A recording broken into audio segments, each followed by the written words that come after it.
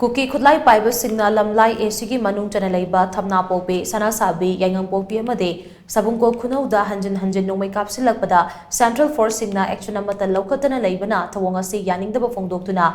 खुलसिंग असिगी अपुनबा मैरा पाइबी सिंगना यांगंग पोपी कैथेलदा वाकन मिफम सथखरे वाकन मिफम अदुदा सरु याखिबे थमना पोपी गे मैरा पाइबी के secretary ओइनाम चंद्रबलीना high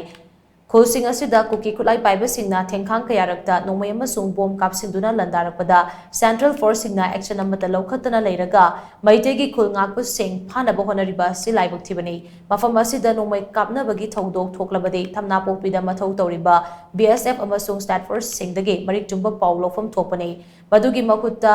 nongmai kapal loikraba matung Indian Army gi Jat regiment na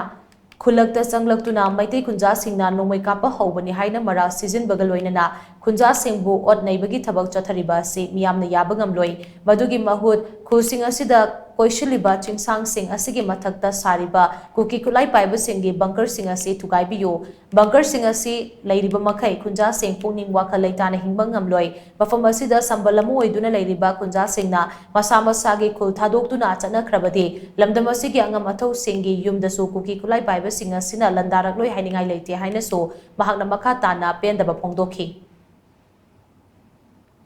अखोई लैरिबा